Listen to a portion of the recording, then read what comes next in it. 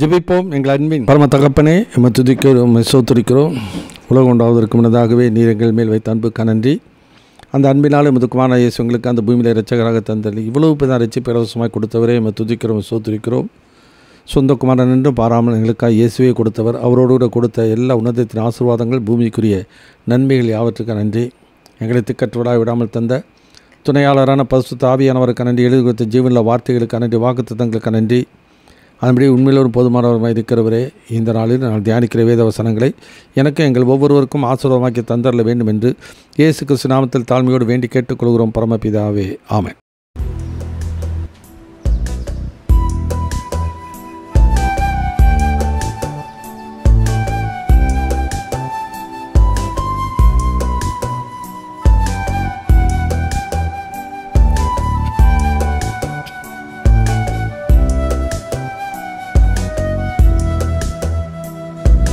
நாதாவும் திருக்கரத்தில் இசைக்கருவினார், நாள்தோறும் பயன்படுத்தும் உந்தன் சித்தம் போல். நாதாவும் திருக்கரத்தில் இசைக்கருவினார், நாள்தோறும் பயன்படுத்தும் உந்தன் சித்தம் போல். ஐயாவும் பாதம் என் தஞ்சமே, அனுதினம் ஓடி வந்தே. ஐயாவும் பாதம் என் தஞ்சமே, அனுதினம் ஓடி வந்தே. ஆனந்தமே அதிசயமே, ஆனந்தமே அதிசயமே. நாதாவும் திருக்கரத்தில் இசைக்கருவினார், நாள்தோறும் பயன்படுத்தும் உந்தன் சித்தம் போல். நாதாவும் திருக்கரத்தில் இசைக்கருவினார், நாள்தோறும் பயன்படுத்தும் உந்தன் சித்தம் போல். எங்கே நான் போக உம் சித்தமோ, அங்கே நான் சென்றிடுவே. எங்கே நான் போக உம் சித்தமோ, அங்கே நான் சென்றிடுவே. உம் நாமத்தில் ஜெயம் எடுப்பே, உம் நாமத்தில் ஜெயம் எடுப்பே. நாதாவும் திருக்கரத்தில் இசைக்கருவினார், நாள்தோறும் பயன்படுத்தும் உந்தன் சித்தம் போல். நாதாவும் திருக்கரத்தில் இசைக்கருவினார், நாள்தோறும் பயன்படுத்தும் உந்தன் சித்தம் போல். கர்த்தருடைய பரிசுத்தமான நாமம் மைப்படுவதாக. இந்த நாளில் நம்ம தியானத்திற்கென்று 1 கொரிந்தியர் புத்தகம் 15ஆம் அதிகாரம் 10-11 வசனத்தை வாசி நாம் தியானிப்போம். 1 Corinthians chapter 15 verse 10 and 11. ஆகிலும் நான் இருக்கிறது தேவ கிருபையினாலே இருக்கிறேன். அவர் எனக்கு அருளிய கிருபை விருதாவாய் இருக்கவில்லை. அவர்கள் எல்லாரிலும் நான் அதிகமாய் பிரயாசப்பட்டேன். ஆகிலும் நான் அல்ல, என்னுடனே இருக்கிற தேவ கிருபையே அப்படி செய்தது. ஆகையால் நானாகிலும் அவர்களாகிலும் இப்படியே பிரசங்கித்து வருகிறோம். நீங்களும் இப்படியே விசுவாசித்திருக்கிறீர்கள். ஆமேன். கர்த்தருடைய நாமத்துக்கு மகிமை உண்டாகட்டும். கிறிஸ்தவனும் தேவனுடைய கிருபையும். இன்றைக்கு நம்முடைய வாழ்க்கையில் நாம் நிர்மூலமாகாமல் இருக்கிறது கர்த்தருடைய கிருபை என்று பொதுவாக நம்ம சொல்லுவோம். ஆதி அப்போஸ்தலர்கள், அது சபையை ஸ்தாபித்த அந்த ஊழியர்கள் எல்லாரும் அந்த எண்ணத்தோடு கூட தான் அவர்கள் வாழ்ந்தார்கள். அந்த எண்ணத்தோடு கூட தான் அவர்கள் தங்கள் ஊழியர்களை செய்து கொண்டிருந்தார்கள். அவர்கள் கிடைத்த ஒரு பதவி வைத்து கொண்டு அவர்கள் ஒருபோதும் மேட்டுமையாக எண்ணவே இல்லை. கர்த்தராகிய இயேசு நாமத்தை குறித்து இல்லாமல் வேறு ஒன்றையும் குறித்து நான் மேன்மை பாராட்ட மாட்டேன் என்று அவர் சொல்வதை பார்க்கிறோம். 10வது வசனத்தில் சொல்கிறார், அப்போஸ்தலர் எல்லாரிலும் நான் சிறியவன், அதையுமே பிரயாசப்பட. ஆனால் அவர் சொல்கிறாரு, ஆனால் அதை குறித்து நான் ஒருபோதும் நான் மேன்மை பாராட்ட மாட்டேன். இன்றைக்கு ஊழியர்கள்னாலே என்ன பண்ணுறாங்க, விசுவாசிகளை விட ஒரு படகு மேலே என்று தான் நினைக்கிறாங்க. ஆனால் ஆக்சுவலாக விசுவாசிகளுக்கு அவர்கள் எல்லாம் சேவை செய்ய வேண்டியவர்கள். அதுதான் இயேசு சொன்னார், ஊழியம் கொள்ளும்படி வராமல் ஊழியம் செய்யும்படி வந்தேன் என்று சொல்லி வேதத்தில் நான் வாசிக்கிறோம். இயேசு சொல்லுகிறாய். எனவே இன்றைக்கு நான் பார்க்குறது ஒரு அதே மாதிரி தான் அந்த கடைசி வசனத்தை வாசிக்கும்போது நான் வாசிக்கிறோம், அப்படியே ஆகையால் நானாகிலும் அவர்களாகிலும் இப்படியே பிரசங்கிக்கிறோம், நீங்களும் இப்படியே விசுவாசிக்கிறீர்கள். அதனால் அப்போஸ்தலராக இருந்தாலும் மற்ற ஊழியர்களாக இருந்தாலும் விசுவாசிகளாக இருந்தாலும் இந்த எண்ணங்கள் நமக்குள்ளே இருக்கணும். இன்றைக்கு நம்முடைய வாழ்க்கையிலே நாம் நிர்மூலமாகாமல் இருக்கிற ஆண்டோடைய கிருபை என்றால் எப்படி? 3 காரியங்களை இந்த பகுதியில் வாசிக்க. முதலாவது, saved by the grace of God. நாம் தேவனுடைய கிருபையினால் தான் நாம் ரட்சிக்கப்பட்டிருக்கிறோம். நாம் வைத்த பாரம்பரியமோ நம்முடைய நீதியோ நம்முடைய பக்தியினாலேயோ நான் ஒருபோதும் ரட்சிக்கப்படலை. ஆண்டவராக இயேசுவை விசுவாசம் வைத்ததினாலே. அந்த பவுலும் சீலாவும் அந்த ஜெயிலில் வந்து இருக்கும்போது நடு ராத்திரியிலே அவர்கள் கர்த்தரை பாடி துதிக்கும் பொழுது ஒரு பூமி எதிர்ச்சி வந்தது. அப்போ அந்த சங்கிலிகளெல்லாம் கட்ட விழுந்தது, கதவுகளும் திறவுண்டது. அப்போ அந்த ஜெயிலர் வந்து பார்த்து பயந்துட்டு, ஐயோ உங்கள் தங்களை மாய்த்து கொள்வார்களோ என்று சொல்லி பயந்துட்டு வரும்போது தான், நீங்கள் ஒன்றும் பயப்படாதீங்க, நாங்கள் இங்கே தான் இருக்கிறோம்.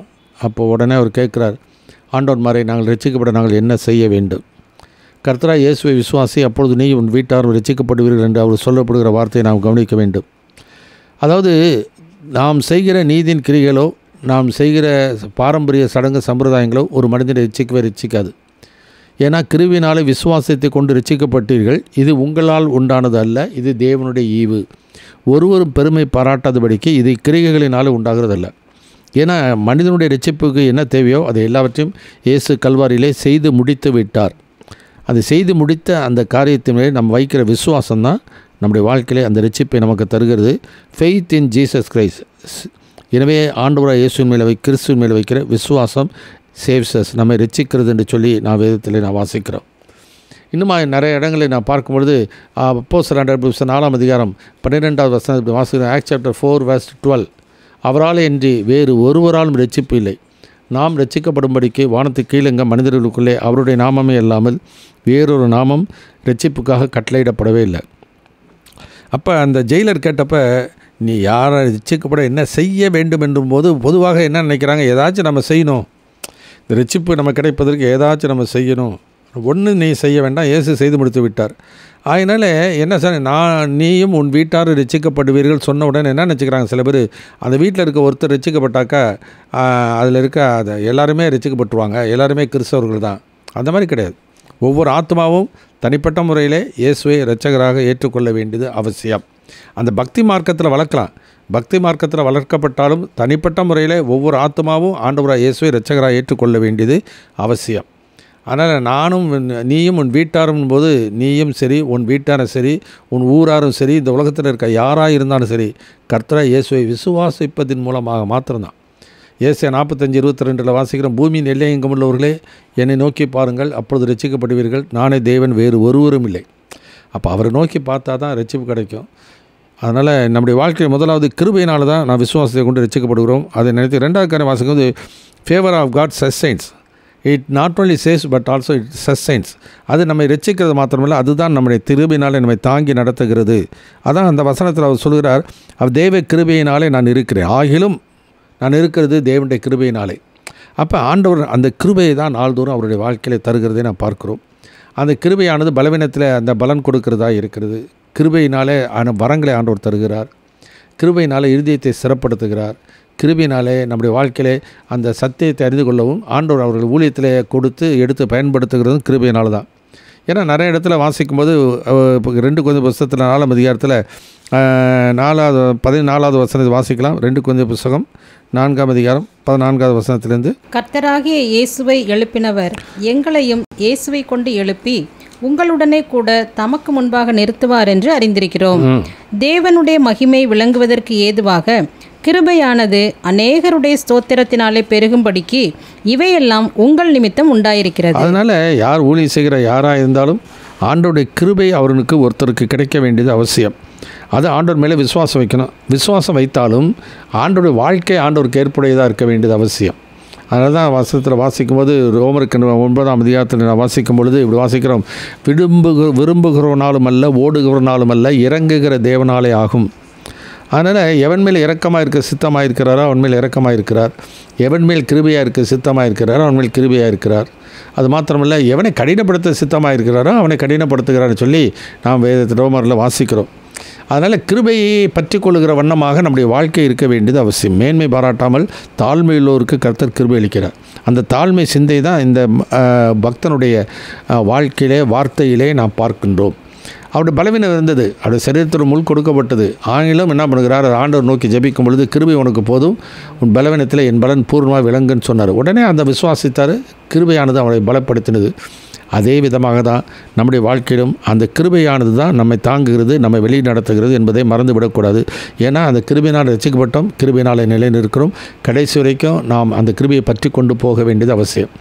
அதுதான் எபிரேயர் 13ஆம் அதிகாரத்தில் நான் வாசிக்கும் பொழுது 8-9 வசனம் இப்படி வாசிக்கிறோம். Hebrew chapter 13:8-9. இயேசு கிறிஸ்து நேற்றும் இன்றும் என்றும் மாறாதவராய் இருக்கிறார். பலவிதமான அந்நிய போதனைகளால் அலைப்புண்டு திரியாதிருங்கள். போஜன பதார்த்தங்களினால் அல்ல, கிருபையினாலே இருதயம் ஸ்திரப்படுகிறது நல்லது. அதனால் நம்முடைய வாழ்க்கையில் அந்த கிருபையினால தான் இருதயம் ஸ்திரப்பட முடியும். நாம் செய்கிற பக்தி முயற்சிகள், சடங்கு சம்பிரதாயங்கள் இவைகளினாலே ஒருபோதும் அந்த கிருபையை நாம் சம்பாதிக்க முடியாது. ஆண்டவர் இரக்கம் பாராட்டி அந்த கிருபையை நமக்கு தர வேண்டியது அவசியம். அதனால் தேவனுடைய இரக்கங்களை முன்னிட்டு நான் வேண்டிக் கொள்கிறேன், இதுவே நீங்கள் செய்யத்தக்க புத்தியுள்ள ஆராதனை என்று ரோமரில் 12ஆம் அதிகாரத்தில் சொல்லுகிறார். ஆனால் புத்தியுள்ள ஆராதனை, புத்தியுள்ள சேவை, தொண்டு செய்கிற ஒவ்வொரு விசுவாசியும் ஆண்டவருக்கு பிரியமான வாழ்க்கை ஊழியம் செய்ய வேண்டியது அவசியம். மேன்மை பாராட்ட ஒன்றுமே இருக்காது. ஏன்னா தாழ்மை உள்ளவனுக்கு தான் கர்த்தர் கிருபை அளிக்கிறார். அதனால தான் அந்த 10வது வசனத்தில் வாசிக்கும்போது இப்படி வாசிக்கிறோம். 9-10 வாசிக்கும்போது இப்படி வாசிக்கிறோம். அதே 1-15-9-10 இப்படி வாசிக்கிறோம். நான் அப்போஸ்தலர் எல்லாரிலும் சிறியவனாய் இருக்கிறேன். தேவனுடைய சபையை துன்பப்படுத்தினதினாலே நான் அப்போஸ்தலன் என்று பெயர் பெறுவதற்கு பாத்திரன் அல்ல. பார்த்தீங்களா, அவர் என்ன சொல்ற? அப்போஸ்தலன் என்று பெயர் இப்போ வைத்துக் கொள்வதற்கு நான் பாத்திரன் அல்ல. அவன் அப்போஸ்தலன் இருக்க முடியாது தான் கர்த்தர் அழைத்தார். அது ரோமர் 1ஆம் அதிகாரத்தில் வாசிக்கிறோம். அப்போஸ்தலன் ஆகும்படி அழைக்கப்பட்டு இருக்கிற பவுல் சொல்லி வேதத்தில் வாசிக்கிறோம். ஆனாலும் அந்த மேட்டுமை எண்ணங்கள், மேட்டுமை சிந்தை அவருக்குள்ளே இருக்கவே இல்லை. அந்த ஒரு தாழ்மை சிந்தையோடு கூட தான் அவர் என்ன பண்ணுகிறார், ஊழியத்தை செய்கிறதை நான் பார்க்கிறோம். அதனால் ஆண்டவருக்கு பிரியமான ஊழியம் செய்ய விரும்புகிறார். அதனால் அப்போஸ்தலர் புத்தகத்தில் 20ஆம் அதிகாரத்தில் அந்த எபேசு சபை மூப்பர் இடத்துல சொல்லும்போது சொல்கிறார், பிரயோஜனமானவர்களில் ஒன்றை நான் மறைக்காமல் வீடுகள் தோறும் போய் என்ன பண்ணுறேன், அதை சத்தியத்தை அறிவிக்கிறேன்னு சொல்கிறார். அது மாத்திரமல்ல, அவர் என்ன சொல்கிறார், நான் ஒவ்வொரு இடத்துலையும் நான் போகும்போதெல்லாம் தேவனை பிரியப்படுத்த பார்க்கிறேன். கலாத்தியரில் சொல்லும்போது சொல்கிறார் 10-14 வசனத்தை வாசிக்கும், நான் மனிதனையா தேவனையா யாரை நாடி போதிக்கிறேன், யாரை பிரியப்படுத்த பார்க்கிறேன், நான் இன்னும் மனுஷனை பிரியப்படுத்துகிறவனாக இருந்தால் நான் தேவனுடைய ஊழியன் அல்ல. இந்த நாட்களிலே எவ்வளோ ஊழியங்கள், மனிதர்களை பிரியப்படுத்தும்படியான ஊழியங்களை எவ்வளோ அதிகமாக நாம் பார்க்கிறோம். ஏன்னாக்கா மனிதர்கள் என்ன நினைக்கிறாங்க, அவங்க ரொம்ப கஷ்டத்தில் இருக்காங்க, ரொம்ப வேதனை இருக்காங்க, துன்பங்கள் இருக்கிறாங்க. அதனால் என்ன பண்ணுறாங்க, ஒரு சாவு வீட்டில் போனாக்கா அவங்களுக்கு ஆறுதல் சொல்கிற மாதிரி இவங்க என்ன பண்ணுறாங்க, ரொம்ப வேதனையில் பாடுகளில் இருக்கிற மக்களுக்கு ஆறுதல் சொல்லுகிற மாதிரி வெறும் வாக்குத்தத்தங்களை சொல்லி கொண்டு போகிறார்கள். வாக்குத்தத்தங்களை சொல்லுகிறதுனாலே அவருக்கு ஆறுதல் கிடைக்க போகிறதில்ல. உண்மையான ஒரு வாழ்க்கை ஆண்டவருக்குள்ளே இருக்குமானால் பாடுகள் பெருகினாலும் ஆறுதல் பெருகும் என்று சொல்லி 2 கொரிந்தியர் 1ஆம் அதிகாரத்தில் பவுல் எழுதுகிறதை நாம் பார்க்கிறோம். பாடுகள் பெருகினாலும் தேவனால் எங்களுக்கு அருளப்படுகிற ஆறுதலினாலே எந்த உபத்திரத்தில் அகப்படுகிறவர்களுக்கு நாங்கள் ஆறுதல் செய்ய திராணி உள்ளவர்களாகும்படிக்கு எங்களுக்கு வரும் சகல உபத்திரங்களிலும் அவரே எங்களுக்கு ஆறுதல் செய்கிறவர். அதான் is a God of all consolation, சகல விதமான ஆறுதலின் தேவன். அதனால் எந்த ஒரு காரியமாக இருந்தாலும் நம்ம சம்பாதிக்க முடியாது. தேவனுக்கு பிரியமாக நான் வாழ்ந்து பிரியமாக சேவை செய்தால், தாழ்மை சிந்தையோடு கூட இருந்தால் கடைசி வரைக்கும் நம்முடைய வாழ்க்கை அந்த கிருபை கிடைக்கும். இதுதான் இயேசு செய்தார். தேவனுக்கு சமமாக இருப்பதை கொள்ளையாடின பொருளாக எண்ணாமல் தம்மை தாமே வெறுமையாக்கி அடிமையின் ரூபம் எடுத்து மனுஷ சாயலானார். மனுஷ ரூபமாய் காணப்பட்டு மரணபரியந்தம், அதாவது சிலுவையின் மரணபரியந்தமும் கீழ்ப்படிந்தவராகி தம்மை தாழ்த்தினார். இந்த பவுல் தன் வாழ்க்கையில் அந்த இயேசுனுடைய அடிச்சுவடுகளை பின்பற்றி வருகிற ஒரு பக்தன். நீங்கள் என்னோடு கூட பின்பற்றுகிறவர்களாகி நாங்கள் உங்களுக்கு வழிகாட்டுகிறபடி நடக்கிறவருடைய மாதிரியாக நோக்குங்கள். அநேகர் வேறு விதமாய் நடக்கிறார்கள், அவள் கிறிஸ்துவின் சிலுவைக்கு பாருங்கள் என்று உங்களுக்கு அநேகன் சொன்ன இப்பொழுது கண்ணீரோடு கூட சொல்கிறேன். அவருடைய முடிவு அழிவு, அவருடைய தேவன் வயிறு, அவருடைய மகிமை, அவள் எச்சையை பூமி கடுத்துளை சிந்திக்கிறார்கள். அப்படி நம்முடைய சிந்தை தேவனுக்கேற்ற சிந்தையாக இருக்கணும், நித்தியத்துக்குரிய சிந்தையாக இருக்கணும், ஆவிக்குரிய சிந்தையாக இருக்க வேண்டியது அவசியம். அந்த சிந்தை தான் பவுலுடைய வாழ்க்கையில் இருந்தது. ஆகினாலே we are saved by the grace of us, கிருபையினாலே நாம் ரட்சிக்கப்பட்டோம். 2வது காரியம், we serve by the grace of God. நாம் ஒவ்வொரு நாளும் ஊழியத்தை செய்யும் பொழுது நமக்கு ஆண்டவர் கிருபை நமக்கு அவசியமாக இருக்குது. கிருபை இல்லாமல் நம்முடைய வாழ்க்கையில் ஊழியம் செய்யவே முடியாது. அந்த கிருபையினாலே ஊழியம் செய்யும் பொழுது ஆண்டவருடைய ஆற்றல் நம்முடைய வாழ்க்கையிலே வெளிப்படாது. நாள்தோறும் அவர் கிருபைகள் புதிதாக இருக்கிறது. நாம் நிர்மூலமாகாமல் இருக்கிறது கர்த்தருடைய கிருபை என்று நாம் சொல்லுகிறோம்.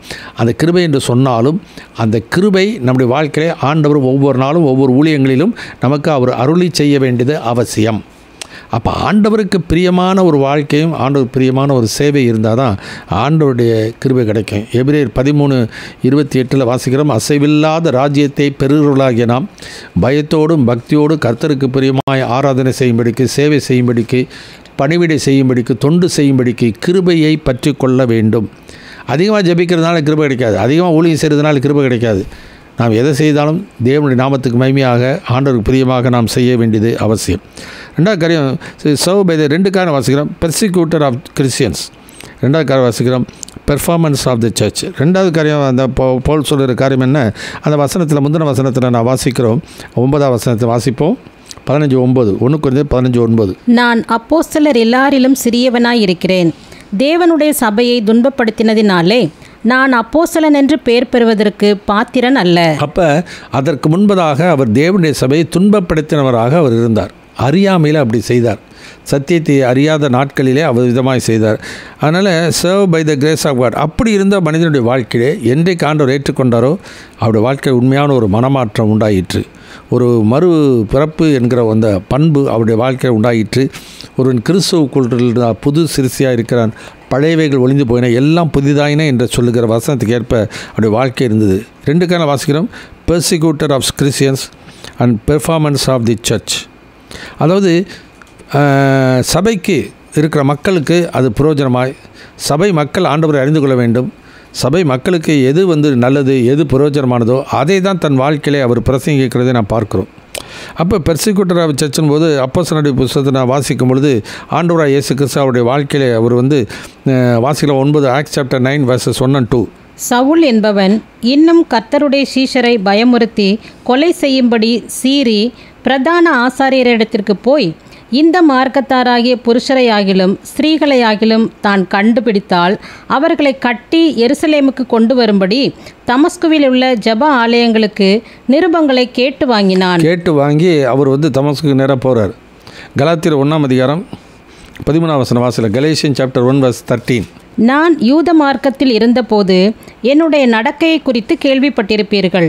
தேவனுடைய சபையை நான் மிகவும் துன்பப்படுத்தி அதை பாழாக்கி என் ஜனத்தாரில் என் வயதுள்ள அநேகரை பார்க்கிலும் யூத மார்க்கத்திலே தேறினவனாய் என் பிதாக்களுடைய பாரம்பரிய நியாயங்களுக்காக மிகவும் பக்தி வைராக்கியம் உள்ளவனாய் இருந்தேன். இவ்விதமாக தான் ஒவ்வொருவரும் அவருடைய பின்னணியிலே அவருடைய பிதாக்களுடைய பாரம்பரிய நியாயத்திலே பக்தி வைராக்கியமாக இருக்கிறார்கள். இன்றைக்கு வரைக்கும் யூதர்கள் அப்படி தான் இருக்கிறாங்க.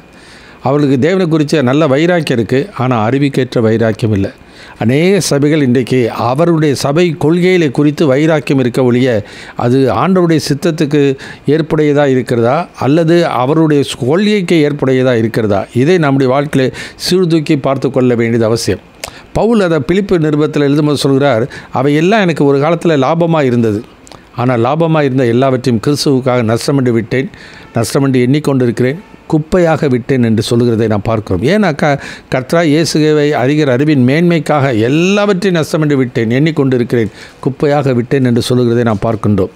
எனவே அந்த ஒரு எண்ணங்கள் நம்முடைய வாழ்க்கையில் இருக்கணும். நான் பாரம்பரியமாக 200 வருஷம் 300 வருஷம் 1500 வருஷம் அந்த சபையில் நாங்கள் எல்லாம் கிறிஸ்தவன் சொல்லுகிறதுனாலே நம்முடைய வாழ்க்கையில் அது ஆண்டவருக்கு பிரியமாக இருக்கும் இல்லை. ஒரு பக்தி மார்க்கத்திலே நான் வளர்க்கப்பட்டோம். அந்த பக்தி மார்க்கத்தில் அந்த சபையினுடைய கொள்கைகளை நம்முடைய வாழ்க்கையில் கடைபிடிக்கிறோம். அவளை கடைபிடிப்பதனாலே ஆண்டவருக்கு அது பிரியமானதாக இருக்கும் என்று சொல்லி ஒருபோது நாம் எண்ணிவிடக்கூடாது. ஒருவேளை அந்த சபைக்கும் சபையினுடைய தலைவர்களுக்கும் நடத்துகிறவர்களுக்கும் மற்றவர்களுக்கும் அது புரோஜனமாக இருக்கும் ஒழிய நமக்கு அது புரோஜனம் உள்ளதாக இருக்காது. அதனால் சபையை ஒரு காலத்தில் துன்பப்படுத்தினவன் தான், ஆனால் அறியாமையிலே அதை அவர் செய்தார். ஆனால் என்றைக்கு ஆண்டவருடைய வாழ்க்கையிலே அவர் ஈடுபட்டாரோ அந்த வாழ்க்கையிலிருந்து அன்றைக்கு ஒரு நாளிலே அவர் மறுரூபமாக்கப்பட்டார், மனம் திரும்பினார். அவர் வாழ்க்கையிலே கர்த்தருக்கென்று எழும்பி பிரகாசிக்க ஆரம்பித்தார். பெர்ஃபார்மர் ஆஃப் த சர்ச், அதாவது சபைக்காக தன் வாழ்க்கையை அர்ப்பணித்து செய்கிற ஒரு பக்தனாக நாம் பார்க்கிறோம். கலாத்தியர் 1:23-24 வாசிக்கிறோம். Galatians chapter 1 verse 23-24. முன்னே நம்மை துன்பப்படுத்தினவனே தான் அழிக்க தேடின விசுவாசத்தை இப்பொழுது பிரசங்கிக்கிறான் என்பதை மாத்திரம் அவர்கள் கேள்விப்பட்டிருந்து என்னை பற்றி தேவனை மகிமைப்படுத்தினார்கள். ஏன்னா எந்த விசுவாசத்தை ஒரு பிரசங்கம் பண்ணினாரோ அதே விசுவாசத்தை ஒரு நாளில் அதுக்கு எதிராக அதுக்கு மாறாக அதை அழிக்க முயற்சித்த ஒரு பக்தனாக இருந்தார், வைராக்கியம் உள்ளவராக இருந்தார். ஏன்னாக்கா அறியாமையினாலே அதை செய்கிறார். இதுதான் ரோமருக்கு நிருபத்தில் 10ஆம் அதிகாரத்தில் யூதர்களை குறித்து அவர் சொல்கிற ஒரு ரோமருக்கு நிருபம் 10ஆம் அதிகாரம் எடுத்துக்கொள்வோம். 10:1-2 வசனங்கள் வாசிப்போம். Roman chapter 10 verse 1 and 2. சகோதரரே, இஸ்ரவேலர் ரட்சிக்கப்பட வேண்டும் என்பதே என் இருதயத்தின் விருப்பமும் நான் தேவனை நோக்கி செய்யும் விண்ணப்பமுமாய் இருக்கிறது. தேவனை பற்றி அவர்களுக்கு வைராக்கியம் உண்டென்று அவர்களை குறித்து சாட்சி சொல்லுகிறேன். ஆகிலும் அது அறிவுக்கேற்ற வைராக்கியம் அல்ல. எப்படி என்றால், அவர்கள் தேவ நீதியை அறியாமல் தங்கள் சுய நீதியை நிலைநிறுத்த தேடுகிறபடியால் தேவ நீதிக்கு கீழ்ப்படியாதிருக்கிறார்கள். விசுவாசிக்கிற எவனுக்கும் நீதி உண்டாகும்படியாக கிறிஸ்து நியாயப்பிரமாணத்தின் முடிவாயிருக்கிறார். அதனால் கிறிஸ்து நியாயப்பிரமாணத்தினுடைய முடிவாக இருக்கிறார். அதனால் இன்றைக்கி என்ன பண்ணுறாங்க, கிறிஸ்துவை முன்னிறுத்துவதற்கு பதிலாக அவர்களுடைய சபையுடைய கொள்கையை முன்னிறுத்துகிறார்கள். பழைய ஏற்பாட்டிலே இஸ்ரவேலுக்கு கொடுத்த வாக்குத்தத்தங்களை எல்லாம் சபையில் சொல்லி அவர்கள் என்ன பண்ணுறாங்க, உற்சாகப்படுத்துகிறார்கள்.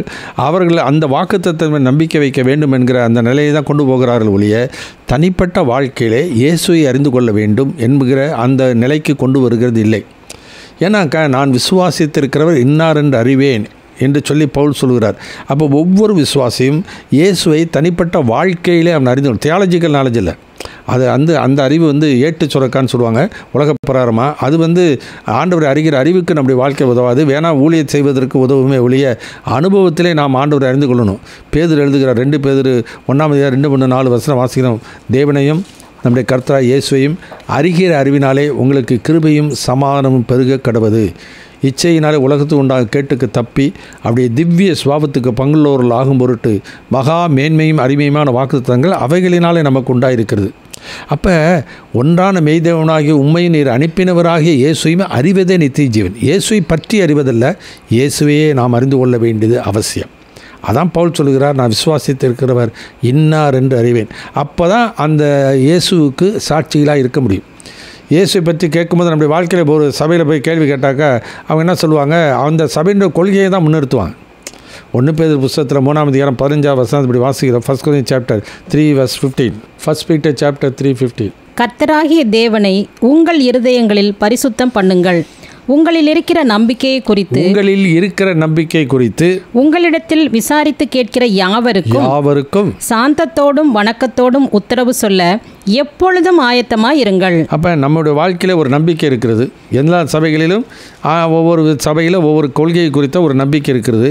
அந்த நம்பிக்கை குறித்து விசாரித்து கேட்கிற யாவருக்கும் என்ன பண்ணணுமா, சாந்தத்தோடு வணக்கத்தோடு உத்தரவு சொல்ல ஆயத்தமாக இருக்கணும். நம்ம யார்ட்டாச்சும் போய் அதை கேள்வி கேட்டாக்கா உடனே என்ன சொல்லுவாங்க, நம்ம வாக்குவாதம் பண்ணுறியா, வேதாண்டாவாதம் பண்ணுறியா, அப்படி தான் நம்ம கேட்குறாங்களே ஒழிய அவர்கள் அதை குறித்து கேள்வி கேட்டால் அதற்கு விளக்கம் சொல்வதற்கு அவருக்கு தெரியவில்லை. இதுதான் ஏறக்குறைய எல்லா சபைகளும் இருக்கிற நிலைமையை பார்க்கணும். நம்புகிறாங்க, அவ்வளோதான். அது நம்பிக்கையை குறித்து கேட்டாக்கா அவங்களால சொல்ல தெரியல, விளக்கம் சொல்ல தெரியல.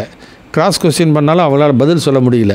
அதனால் கிராஸ் கொஸ்டின் கேட்குறது தப்பல்ல, கேட்குறவங்களுக்கு விளக்கம் சொல்லி ஆக வேண்டியது அவசியம். இப்படி தான் இயேசுவையும் கேட்டாங்க, இப்படி தான் பவுலையும் கேட்டாங்க. அது அப்போஸ்தலர்கள் எல்லாரையும் அந்த கிறிஸ்தவர்கள் எல்லாரும் ஜெபாலயத்தில் கொண்டு போய் என்ன பண்ணுறாங்க, அப்படி தான் கேள்வி கேட்டாங்க. அவர்களாம் என்ன பண்ணாங்க, அவர்களுக்கு சாட்சியாக இயேசுவை பற்றி அறிவித்தார்கள். அந்த மாதிரி சாட்சியாக தான் ஆண்டவருக்கென்று இந்த கடைசி நாட்களில் நாம் நிற்க வேண்டும். உங்களில் உள்ள நம்பிக்கை குறித்து விசாரித்து கேட்கிற விசாரித்து கேட்குறேன்னா அப்படி கோர்ட்டில் வக்கீல் விசாரிக்கிறாங்களா, அந்த மாதிரி விசாரித்து கேட்கிற யாவருக்கும் சாந்தத்தோடு வணக்கத்தோடு உத்தரவு சொல்ல எப்பொழுதும் ஆயத்தமாக இருக்க வேண்டியது அவசியம். அப்போ தனிப்பட்ட முறையில் அந்த இயேசுவை நம்முடைய வாழ்க்கையில் அறிந்திருந்தால்தான் அவரை பற்றி கேட்குற காரியங்கள் அல்லது நம்முடைய இருக்க நம்பிக்கை குறித்து கேட்கும் பொழுது திட்டமும் தெளிவாக நாம் சொல்ல முடியும். அது இப்போ நம்ம சொல்லி பழகினாதான் வரப்போகிற நாட்களிலே உபத்திரக நாட்களிலே நாம் என்ன பேசணுமோ, ஜெபாலயத்துக்கு புறம்பாக்கப்படுவார்கள். அங்கே போய் ஜெபாலயத்தில் போய் நியாயஸ்தலத்தில் கேள்வி கேட்கும்போது நீங்கள் சொல்ல வேண்டிய அந்நேரத்தில் தானே உங்களுக்கு அருளப்படும் என்று சொல்லுகிறார். அதுதான் நம்முடைய வாழ்க்கையிலே அந்த விதமாக நம்முடைய வாழ்க்கையில் இருக்கணும். We serve by the grace of God. அப்போ நாள்தோறும் அந்த கிருபைகளை நாம் பற்றி கொள்ள வேண்டியது அவசியம். பெர்சிக்யூட்டர் ஆஃப் த கிறிஸ்டியன் ஒரு நாளத்தில் அப்படி இருந்தால், ஒரு நம்முடைய வாழ்க்கையிலே ஆண்டவரை அறியாமல் விசுவாசியாக இருந்திருப்போம். ஆனால் நம்முடைய விசுவாசம் சத்தியத்தின் அடிப்படையில் இருந்திருக்காது, ஏதோ ஒரு கொள்கையின் அடிப்படையில் இருக்கும். இயேசு வாழ்ந்த நாட்களிலே அப்படி தான். பரிசேயர் உபதேசம், சதுசேயர் உபதேசம், ஏரோதுடைய உபதேசம், இப்படி இந்த மாதிரி உபதேசங்களை தான் கடைபிடித்து கொண்டு வந்தார்கள்.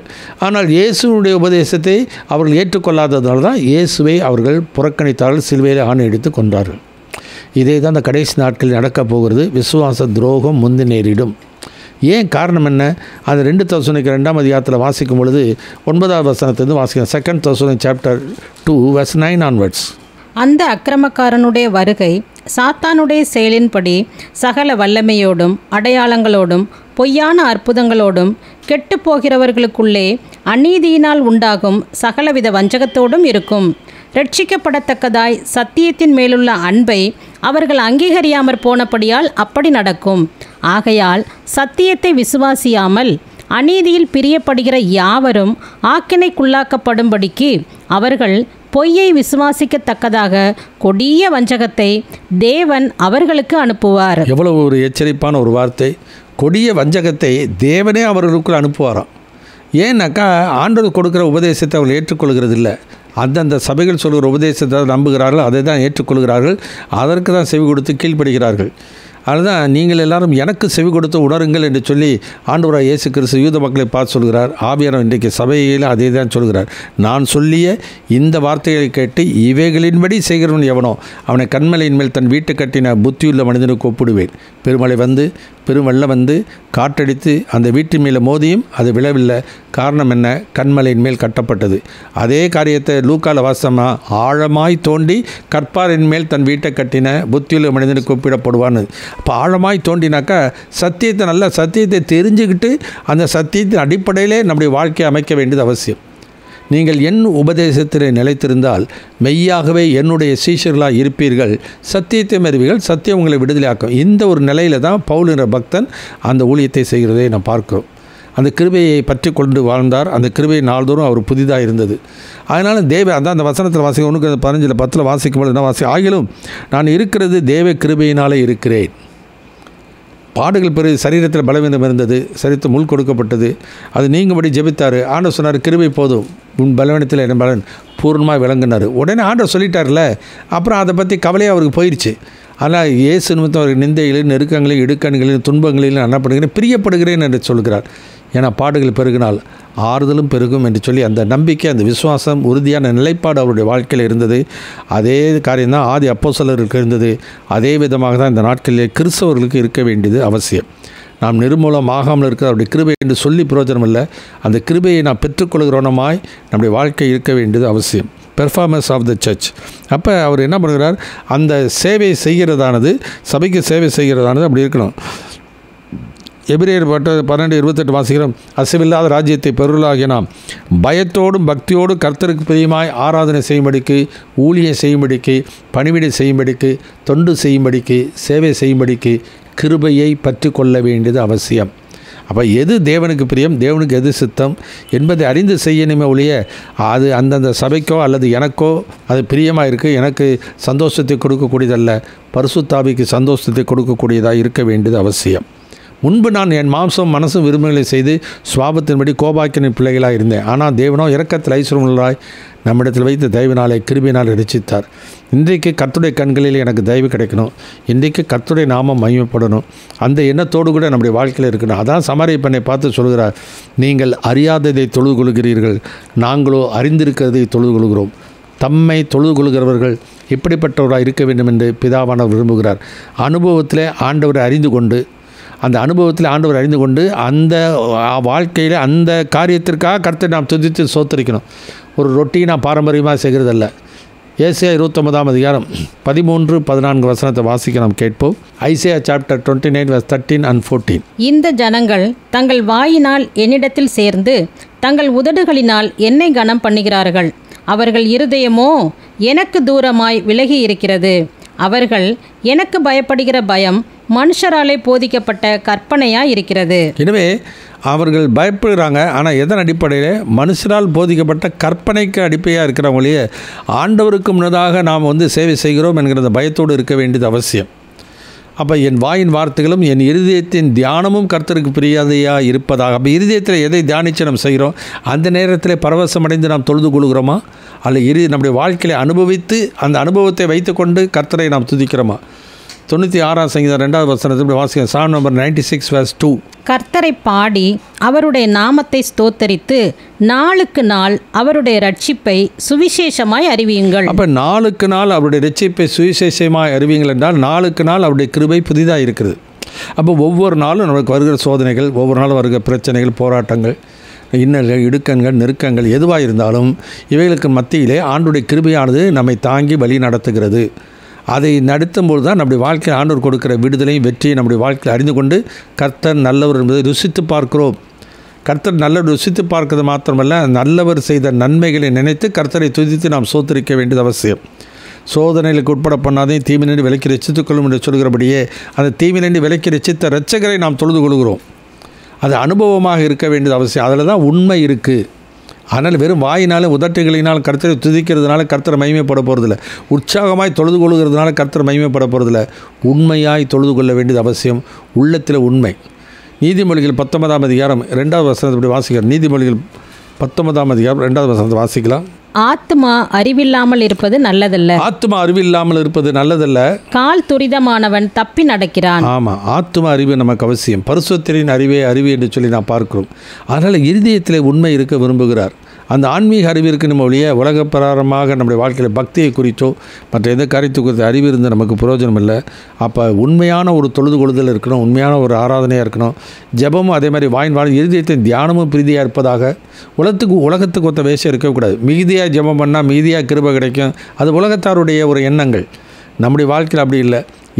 நம்ம வாழ்க்கை பழைய ஏற்பாட்டில் பார்க்குற இளைய தீர்க்கதரிசியும் மற்ற பாகாவுடைய தீர்க்கதரிசிகள் நாள் முழுசும் அவங்க என்ன பண்ணாங்க, அவங்க சத்தம் போட்டுட்டு ஆர்ப்பரிச்சுக்கிட்டு ஆரவாரம் பண்ணிக்கிட்டு தங்களோட சரீரத்தை கீறி கொண்டு எவ்வளோ பாடினாங்க. ஒன்றும் நடக்கலை. எலியா வந்தார், மேலெல்லாம் தண்ணி ஊற்றினார், பழிப்பொருட்கள் சுற்றி பீடத்தில் தண்ணி ஊற்றினார், ஆண்டு நோக்கி ஜெபம் பண்ணினார். வானத்திலிருந்து அக்கினி இறங்கி பழிப்பொருளையும் அது பட்சித்தது மாத்திரம் இல்லை, அந்த தண்ணீரெல்லாம் நக்கி போட்டு. அதுதான் நம்முடைய அவசியம் நம்முடைய வாழ்க்கையிலே. நம்முடைய வாழ்க்கையில் அப்படி சித்தத்தின்படி எதை கேட்டாலும் நமக்கு செவி கொடுக்கிறார் என்பதை அவரை குறித்து நாம் கொண்டு இருக்கிற தைரியம். அப்போ சித்தத்தை அறிந்திருக்க வேண்டியது அவசியம். சித்தம் அறியாமல் சும்மா எதை ஜெபித்தாலும் எதை கேட்டாலும் வசனத்தை சொல்லி போடுறாங்க ஊழியர்கள்லாம். நீங்கள் அவருடைய நாமத்தினால எதை கேட்டாலும் ஆண்டவர் செய்வார், எதை கேட்டாலும் செய்ய மாட்டார். அப்படி சித்தத்துப்படி கேட்கணும்.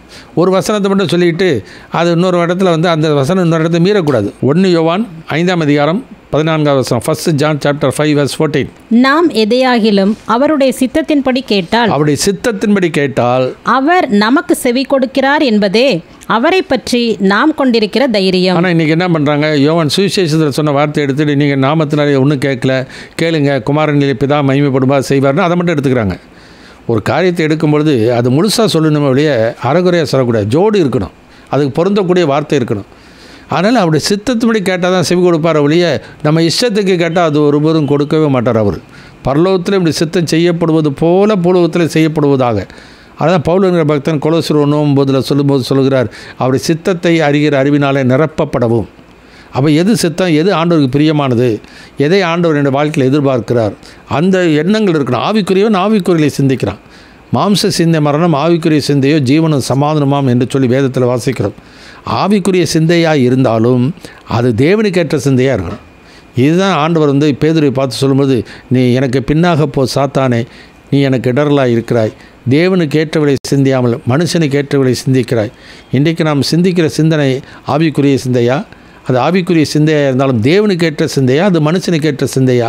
நம்முடைய வாழ்க்கையை சீர்தூக்கி பார்த்து கொள்வோம். எனவே எப்படி செய்தால் தான் அது தேவனுக்கு பிரியமாக இருக்கும். அப்போ தான் ஆண்டவருடைய கிருபை கிடைக்கும். விரும்புகிற நாளும் அல்ல, ஓடுகிற நாளும் அல்ல, தேவனுடைய இரக்கங்களை முன்னிட்டு வேண்டிக் கொள்கிறேன் என்று பவுல் சொல்கிறதை நாம் பார்க்கிறோம். So performance of the church நம்முடைய வாழ்க்கையிலே அந்த கிருபையை நாள்தோறும் ஒவ்வொரு விசுவாசிகளுக்கு தருகிறார். அந்த விசுவாசிகள் ஒவ்வொருவரும் அந்த கிருபையை பெற்றுக்கொள்ள வேண்டியது அவசியம். So we serve by the grace of God. ஆண்டவருடைய கிருபையினால தான் நாம் இன்றைக்கு ஆண்டவருக்கு ஊழியம் செய்து கொண்டு வருகிறோம், ஊழியம் செய்ய வேண்டும். 3வது காரியம், suffer by the grace of God. நம்முடைய வாழ்க்கையில் பாடுகள் உபத்திரங்கள் இருந்தாலும் நம்முடைய வாழ்க்கையிலே அந்த கிருபையினால தான் நம்முடைய இருதயம் ஸ்திரப்படணும். கிருபையினால தான் நாம் பலப்பட வேண்டியது அவசியம். உதாரணமாக 2 கொரிந்தியரில் வாசிக்கும்போது பவுலுடைய வாழ்க்கையிலே அந்த முள் கொடுக்கப்பட்டுச்சு. முள் கொடுக்கப்பட்டப்ப அவர் என்ன சொல்கிறார், 12ஆம் அதிகாரம் 7லேருந்து வாசிப்போமே. 2 Corinthians chapter 12 7 onwards. அன்றியும் எனக்கு வெளிப்படுத்தப்பட்டவைகளுக்குரிய மேன்மை நிமித்தம் நான் என்னை உயர்த்தாத படிக்கு என் மாம்சத்திலே ஒரு முள் கொடுக்கப்பட்டிருக்கிறது. என்னை நான் உயர்த்தாத படிக்கு அது என்னை குட்டும் சாத்தானுடைய தூதனாய் இருக்கிறது. அது என்னை விட்டு நீங்கும்படிக்கு நான் 3 தரம் கர்த்தரிடத்தில் வேண்டிக் கொண்டேன்.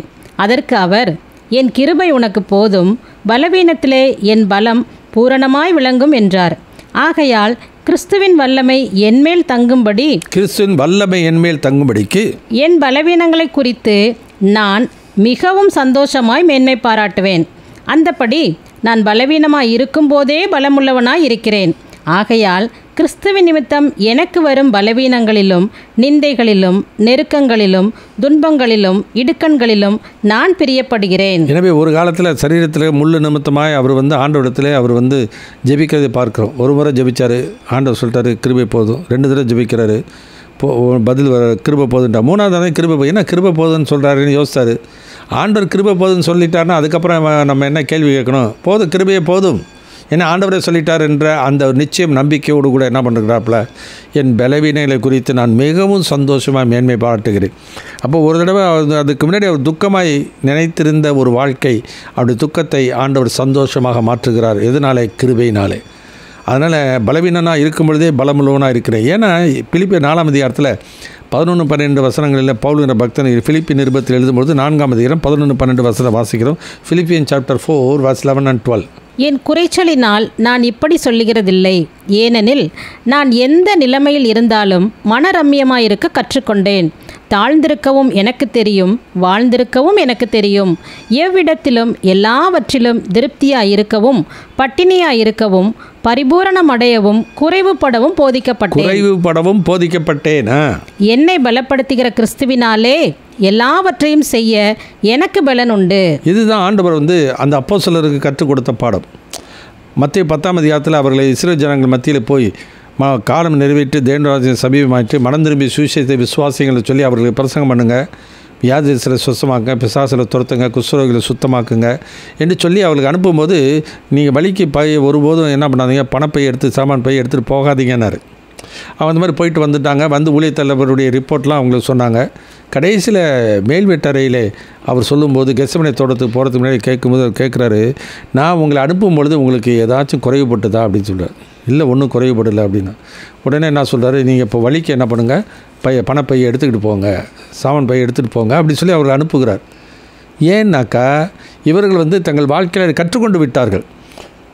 நம்முடைய வாழ்க்கையில் அழைத்தவர் உண்மையிலவர் உரியபடி நடத்துவார் என்கிற அந்த நம்பிக்கை, அந்த விசுவாசத்தை ஆண்டவர், அந்த பாடத்தை அவர்கள் கற்றுக்கொண்டார்கள். அதனால தான் குறைவுபடவும் போதிக்கப்பட்டேன் என்று பவுல் சொல்கிறார். அவர்களும் குறைவுபடும்படி அவர்களுக்கு ஆண்டவர் கற்றுக் கொடுத்தார். அதனால் எந்த நிலைமையில் இருந்தாலும் மனரம்யமாய் அவர்களால் இருக்க முடிந்தது. இன்றைக்கு அந்த நிலைமை இன்றைக்கு ஒரு கிறிஸ்தவருடைய வாழ்க்கையில் இருக்கிறதா? புரியுங்களா? நம்முடைய வாழ்க்கையில் நாம் எதிர்பார்க்கிற காரியம் நடந்தால் சந்தோஷப்படுறாங்க, எதிர்பாராத காரியங்கள் நடந்துச்சுனாக்கா உடனே துன்பப்படுறாங்க. அந்த உறுதி நிலைமையை விட்டு விடுகிறார்கள். ஆண்டவரே சொல்கிறார், என்னிடத்தில் சமாதானம் உண்டாயிருக்கும் பொருட்டை இவைகளை உங்களுக்கு சொன்னேன், உலகத்தில் உங்களுக்கு உபத்திரம் உண்டு, ஆனாலும் திடன் கொள்ளுங்கள், உலகத்தை நான் ஜெயித்தேன் என்று சொல்கிறார். அந்த இயேசு கிறிஸ்து நம்மோடு கூட தான் இருக்கிறார். சகல நாட்கள் நம்மோடு கூட இருக்கிறார். நம்மை விட்டு அவர் விலகிறதும் இல்லை, நம்ம கைவிடுகிறதும் இல்லை. எனவே நம்மை பலப்படுத்துகிற கிறிஸ்து நம்மோடு இருக்கிறபடினாலே அந்த விசுவாசத்தில் நம்ம என்ன பண்ணணும், அவருடைய கிருபையை பற்றி கொண்டு போக வேண்டியது அவசியம். So true conviction and true commitment. அப்போ உண்மையான அந்த அறிவு நம்முடைய வாழ்க்கையில் இருக்க வேண்டியது அவசியம். இயேசு என்னோடு தான் இருக்கிறார், இயேசு என்னை விட்டு விலகலை. 2 Corinthians 13:5-8 இப்படி வாசிக்கிறோம். 2 Corinthians chapter 13 verse 8 onwards. சத்தியத்திற்கு விரோதமாக நாங்கள் ஒன்றும் செய்யக்கூடாமல் சத்தியத்திற்கு அனுகூலமாகவே செய்யக்கூடும். நாங்கள் பலவீனரும் நீங்கள் பலமுள்ளவர்களுமாய் இருக்கையில் சந்தோஷப்படுகிறோம். நீங்கள் நற்சீர் பொருந்தும்படிக்கும் விண்ணப்பம் பண்ணுகிறோம். ஆனதால் இடித்து போட வல்ல ஊன்ற கட்டவே கர்த்தர் எனக்கு கொடுத்த அதிகாரத்தின்படி நான் உங்களிடத்தில் வந்திருக்கும்போது கண்டிதம் பண்ணாதபடிக்கு நான் தூரமாயிருந்து இவைகளை எழுதுகிறேன். கடைசியாக சகோதரரே, சந்தோஷமாயிருங்கள், நற்சீர் பொருந்துங்கள், ஆறுதல் அடையுங்கள், ஏக சிந்தையாயிருங்கள், சமாதானமாயிருங்கள். அப்பொழுது அன்புக்கும் சமாதானத்துக்கும் காரணராகிய தேவன் உங்களோட கூட இருப்பார். எனவே நம்முடைய வாழ்க்கையில் சத்தியத்துக்கு அனுகூலமாக இருக்கிற மொழிய சத்தியத்துக்கு விரோதமாக ஒருபோது நம்முடைய வாழ்க்கையில் இருந்துவிடவே கூடாது. நம்முடைய வாழ்க்கையில் கிறிஸ்து உங்களுக்குள் இருக்கிறார் என்று அறியீர்களா? அதே 5ஆவது கிறிஸ்து உங்களுக்குள் இருக்கிறார் என்று அறியீர்களா? நீங்கள் சத்தியத்தில் நின்னால் தான் அது அறிய முடியுமே ஒழிய சத்தியத்தில் நிற்காதபடிக்கு ஒருபோதும் அந்த கிறிஸ்து நமக்குள் இருக்கிற கிறிஸ்து இருந்தாலும் அந்த நிச்சய நம்பிக்கை இல்லாததாக தான் இன்றைக்கி நிறைய பேர் என்ன பண்ணுறாங்க, சமாதானம் இல்லாமல் வாழ்கிறாங்க. ஏன்னா அந்த சமாதானம் உலகத்தில் ஆண்டவர் சமாதானத்தை வைத்து விட்டு போகிறார். அதை எடுத்து அனுபவிக்கக்கூடிய உரிமையை நமக்கு ஆண்டவர் கொடுத்து விட்டார். இன்றைக்கு ஜனங்கள் என்ன பண்ணுறாங்க, அறிவில்லாமையினாலே சங்காரமாகிறார்கள், அவர்கள் அறிவை வெறுத்தார்கள், சத்தியத்தை அவர்கள் அறியறதில்லை. அந்தந்த சபையின் கொள்கையை குறித்து தெரியும், அதை நம்பி கொண்டு போகிறார்கள். ஆனால் ஆண்டவர் அவர்கள் எதிர்பார்க்கிற சமாதானம், அவருடைய சந்தோஷம் இல்லை. இதுதான் இஸ்ரவேல் ஜனங்களுடைய வாழ்க்கையில் இருந்தது. உன்னதத்திலே தேவனுக்கு மகிமை, பூமியில் சமாதானம், மனுஷர் மேல் பிரியம் உண்டாவதாக என்று சொல்லி இயேசு பிறந்த பொழுது தூதர்கள்லாம் பாட்டு பாடினாங்க. ஆனால் இயேசு அந்த பாடுபடுவதற்கு முந்தினதாக அந்த பஸ்கா பண்டிகை அந்த நாளில் 10ஆவது நாளில் அவர் அங்கே வருகிற ஆபி மாதம் வரும்பொழுது அவங்க ஜனங்கள் என்ன பாட்டு பாடுறாங்க, உன்னதத்திலே தேவனுக்கு மகிமை உண்டாவதா, பரலோகத்திலே சமாதானம் என்று சொல்லி தவறாக அவர்கள் சொல்லுகிறார்கள், அறியாமல் சொல்லுகிறார்கள். அதான் அங்கே நிலைமை. லூக்கா எழுதின சுவிசேஷம் 19ஆம் அதிகாரம் 37வது வசனத்தை வாசிக்கலாம். Look chapter 19 verse 37 onwards. அவர் ஒலிவமலையின் அடிவாரத்துக்கு சமீபமாய் வருகையில் திரளான கூட்டமாகிய சீஷர் எல்லாரும் தாங்கள் கண்ட சகல அற்புதங்களையும் குறித்து சந்தோஷப்பட்டு, கர்த்தருடைய நாமத்தினாலே வருகிற ராஜா ஸ்தோத்திரிக்கப்பட்டவர், பரலோகத்திலே சமாதானமும் உன்னதத்திலே மகிமையும் உண்டாவதாக என்று மிகுந்த சத்தத்தோடே தேவனை புகழ்ந்தார்கள். இப்படி தான் இன்றைக்கி நடந்துக்கிட்டு இருக்கு. இன்றைக்கி சபைகளில் பரலோகத்தில் சமாதானமாக. ஏன்னா அவங்க என்ன நினைக்கிறாங்க, இவர்கள் வாழ்க்கையில் எது பிரச்சனை வந்துருச்சுனாக்கா, பிரச்சனை இல்லை, பரலோகத்தில் தான் பிரச்சனை பெறுதார், அதனால் ஆண்டவர் கைவிட்டார், ஆண்டவர் எங்களை மறந்துட்டார், ஆண்டவர் கைவிட்டுட்டார், இப்படியெல்லாம் சொல்கிறத பார்க்குறோம். இவங்க வாழ்க்கை எப்படி இருக்குன்னு ஒருபோதும் சிந்தித்து பார்க்கறதில்ல. பின்னாடி ஆண்டவர் அவர்களை பார்த்து என்ன பண்ணுறார், கண்ணீர் விடுகிறார். உனக்கு கொடுக்கப்பட்ட இந்த நாளிலாக உன் சமாதானத்துக்கு அடுத்தவைகளை நீ அறிந்திருந்தாயால் நலமாக இருக்கும், இப்பொழுது அவை உன் கண்களுக்கு மறைவாக இருக்கிறது, உன்னை சந்திக்கும் காலத்தினை அறியாதபடினாலே என்று சொல்கிறார். அப்போ எதிரிகள் வந்து அவர்களை சூழ பாளையம் இறங்கி அவர்களை அழிக்கப் போகிறார் என்பதை எச்சரிப்பாக சொன்னார். அது நடக்கப் போகுது என்பதை அறிந்தபடினால்தான் கண்ணீர் விடுகிறார். இன்றைக்கி அநேக விசுவாசிகளுடைய வாழ்க்கையில் இப்படி தான் இருக்குது நிலைமை. அவங்க ரொட்டீனாக சபைக்கு போயிட்டு வந்துட்டு அந்த சபையோட கொள்கையில் கடைபிடிச்சிட்டாக்கா அது ஆண்டவர் பிரியமாக இருக்கும் என்று சொல்லி நினைத்து கொண்டு போகிறார்கள். இதே தான் இஸ்ரவேல் ஜனங்கள் செய்த தவறு. 1 Corinthians 10:11 வாசிக்கிறோம், இவைகளெல்லாம் திருசாந்தங்களாக அவர்களுக்கு சம்பவித்தது, உலகத்தின் முடிவு காலத்தில் நமக்கு எச்சரிப்பு உண்டாகும்படி எழுதப்பட்டிருக்கிறது. அப்போ நோவா தற்காலத்தில் காணாதவைகள் குறித்து தேவ எச்சரிப்பை பெற்று பயபக்தி உள்ளவனானான். சபைக்கு பயப்படுறாங்க, ஊழியருக்கு பயப்படுறாங்க, ஆண்டவருக்கு பயப்படுறோமா, இயேசுத்தை பார்க்க வேண்டியது அவசியம். எனவே 2 Corinthians ட்ரூ கன்விக்ஷன், உண்மையான ஒரு உணர்வு நமக்குள்ளே இருக்கணும். ஏன்னா வெள்ளம் கொண்டு போக மட்டும் உணராது இருப்பார்கள்னாரு. இன்றைக்கி உணர்வு அவசியம். ஆனால் அவங்க என்ன நினைக்கிறாங்க, லவோதிக்கேய சபையில் இருக்கிற மாதிரி அவள் காண்கிறேன் என்று சொல்லியும் குருடராய் இருக்கிறதே அறியாமல் என்று சொல்லுகிறார். அது மாத்திரமல்ல, உலகப்பிரகாரமான திரவிய சம்பளம் என்ற நல்ல ஐஸ்வர்யம் பணம் நிறையா இருக்குது, ஆனால் ஆவிக்குரிய வாழ்க்கையில் தரித்திரமாக இருக்கிறது அவர்களுக்கு தெரியலை. அவங்க கண்ணுக்கு ஆவிக்குரிய கண் குருடாக இருக்குது, ஆனால் ஆவிக்குரிய கண்களை அவர்கள் மாம்சப்பிரகாரமான கண்கள் தெளிவாக இருக்குன்னு நினச்சிக்கிட்டு இருக்காங்க. ஆனால் ஆண்டவர் என்ன சொல்கிறார், உன் கண்களுக்கு கழிக்கப்பட வேண்டும் என்று விரும்புகிறேன், நீ நிர்பாக்கியம் உள்ளவனும் பரிந்துவைக்கப்படத்தக்கவனும். வாசிக்கலாம் 2 வெளிப்படுத்தின விசேஷம் 3ஆம் அதிகாரம் 15வது வசனம் வாசிக்கலாம். Revelation chapter 3 verse 15 onwards. உன் கிரியைகளை அறிந்திருக்கிறேன், நீ குளிரும் அல்ல அனலும் அல்ல, நீ குளிராயாவது அனலாயாவது இருந்தால் நலமாயிருக்கும். இப்படி நீ குளிருமின்றி அனலுமின்றி வெதுவெதுப்பாய் இருக்கிறபடியினால் உன்னை என் வாயினின்று வாந்தி பண்ணி போடுவேன்.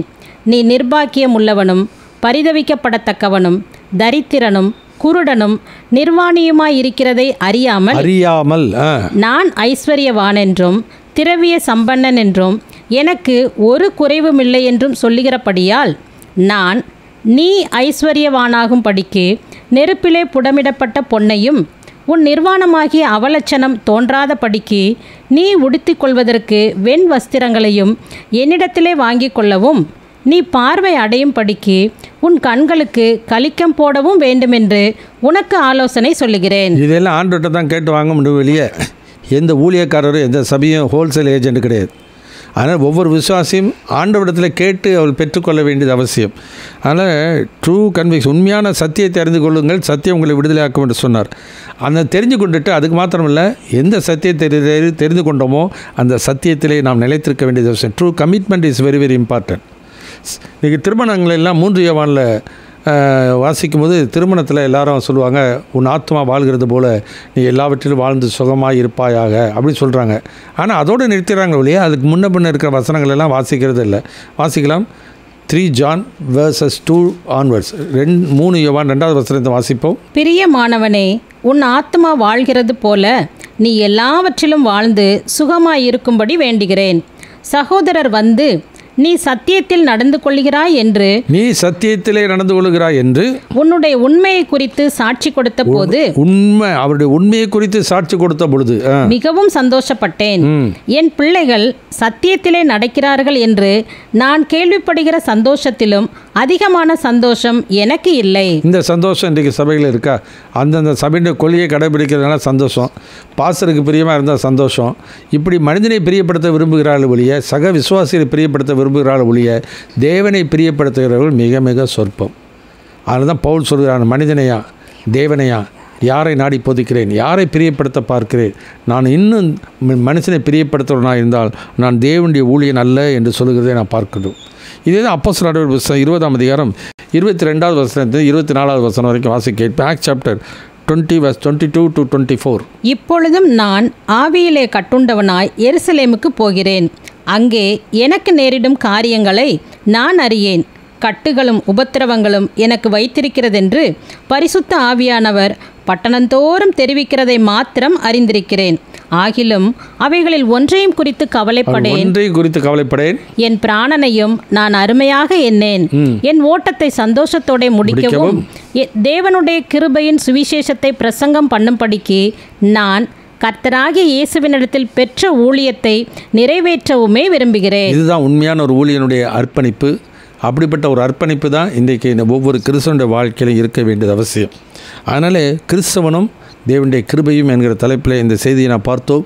இன்றைக்கு நம்முடைய வாழ்க்கையில் நான் சொல்லி பிரயோஜனம் இல்லை, நாம் நிர்மூலமாகாமல் இருக்கிறது கர்த்தருடைய கிருபை என்று சொல்லி பிரயோஜனம் இல்லை.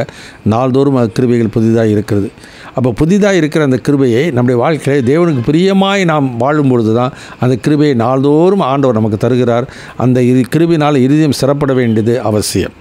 எனவே பவுலுடைய வாழ்க்கையில் அவர் அனுபவம் மாத்திரமல்ல, மற்றவர்களுக்கு சொல்லுகிற ஆலோசனைகளையும் நாங்கள் அந்த வசனத்தில் அதான் சொல்கிறார். 1 கொரிந்தியர் 15 அவர் சொல்லும்பொழுது என்ன சொல்கிறார்? 15 வாசிக்கிற விதமாய், ஆகிலும் தேவ கிருபையினால் நான் இருக்கிறேன், தேவனுடைய கிருபையினால் இருக்கிறேன். அவர் எனக்கு அருளுகிற கிருபை விருதாவாய் இருக்கவில்லை. அவர்கள் எல்லாரிலும் நான் அதிகமாய் பிரயாசப்பட்டேன். அதிகமாய் ஆகிலும் நான் அல்ல, என்னுடனே இருக்கிற தேவ கிருபையே அப்படி செய்தது. ஆகையால் எவனாகிலும் நானாகிலும் அவர்களாகிலும் இப்படியே பிரசங்கித்து வருகிறோம். நீங்களும் இப்படியே விசுவாசிக்கிறீர்கள். அப்படியே நாமும் விசுவாசிப்போம். கிருபையை பற்றி கொண்டு வாழ கர்த்தர் உதவி செய்வாராக. கண்களை மூடுவோம், நான் ஜெபிக்கலாம். எங்கள் அன்பின் பரம தகப்பனே துதிக்கிறோம் அப்பா, விசுவத்திருக்கிறோம். இன்றைக்கு நான் தியானித்த வேத போதிகளுக்கு நன்றி அப்பா. ஒரு கிறிஸ்தவன் அந்த கிறிஸ்துவனுக்கு பிரியமானதை செய்து அவர் கொடுக்கிற கிருபையை பற்றி கொண்டு நாங்கள் வாழ்ந்து கர்த்தருக்கு ஆண்டவர் சித்தமானதை செய்து ஆண்டவர் வருகைக்கு ஆயத்தமுள்ள புத்தியுள்ளவர்களாய் காணப்பட ஆண்டவரை உதவி செய்யுங்க. உங்கள் விட்டு விலகாத ரீதியை எங்களுக்கு தாங்க. இயேசுவின் நாமத்தில் வேண்டுகிறோம் பரமபிதாவே, ஆமென். என் ஆத்துமாவே கர்த்தரை ஸ்தோத்திரி, என் முழு உள்ளமே பரிசுத்த நாமத்தை ஸ்தோத்திரி. என் ஆத்துமாவே கர்த்தரை ஸ்தோத்திரி, அவர் செய்த சகல உபகாரங்களை மறவாதே, ஆமென்.